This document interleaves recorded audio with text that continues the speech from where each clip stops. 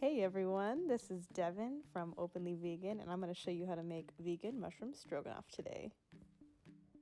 So first we're going to start with some vegetable broth in the pan. I just like to avoid using excess oil when I cook.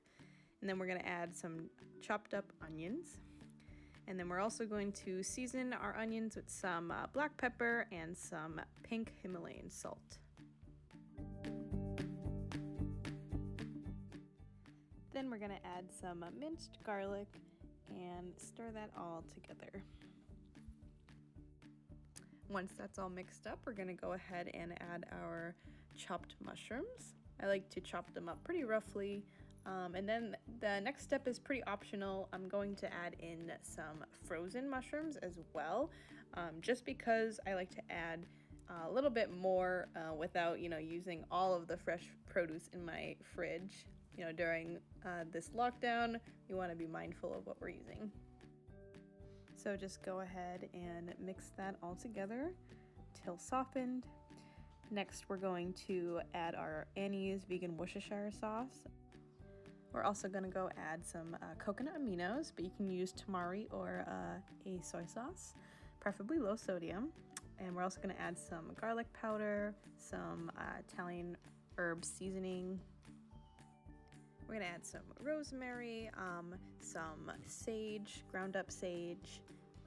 You basically do it to your liking. I'll put some measurements in the description. We're going to add some thyme. Fresh thyme is also really great, but dried thyme is just as good. And some ground paprika.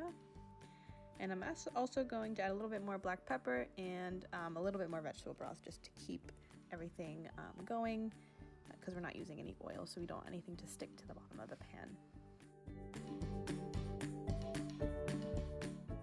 This step is our oat flour mixture. It's basically oat flour, water, maybe some soy sauce, and some vegetable broth with some seasonings, nutritional yeast, all that.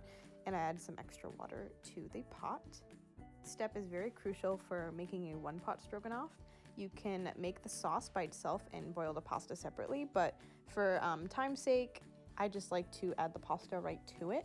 And in this video, I'm actually doubling my batch. So I will put in the description the recipe for a single batch, which would be 1 box of pasta. For the sake of my video, I'm basically adding extra water, extra broth to cover the pasta completely, because we have to bring our pasta to a boil. Since I last minute decided to make a double batch, I'm just adding more of my spices and seasonings. You can do this if you want to as well, add some extra, kind of taste the water, but you could also just add the seasonings directly once it's all boiled. Since now it's all boiling, I like to stir it.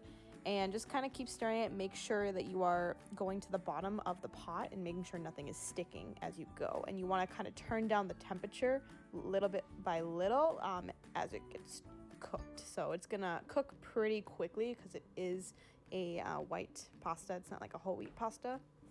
So in this next step, I actually am adding some more of my oat flour mixture, just because I realized I didn't make enough since I was, planning on 1 batch. I'm also adding a few splashes of white vinegar and some nutmeg, and we are also going to add in a little bit more salt. I'm also adding some vegan Parmesan cheese. This is totally optional as well. This is made with coconut oil, so other than this and the vegan cream cheese I'm going to add, it will be an oil-free dish as long as your vegetable broth has no added oil.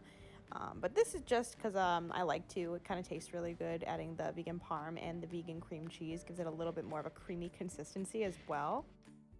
Adding some more Italian herb seasoning. If you want, you can add some actual Italian dressing, a little bit of that. It does have oil, of course, so just keep that in mind. And basically just keep mixing and stirring and seasoning to your liking, and it should turn out to be a very light, creamy sauce. So it's not going to be super thick, but it's also not going to be very thin either. And here we are. This is the finished product. It's going to be a very umami dish filled with lots of flavors, very creamy, homey, comforting, everything. So delicious. Thanks for watching, everyone. If you have any questions, just leave me a few comments or a like or anything. Yeah. And if you have any suggestions, let me know down below.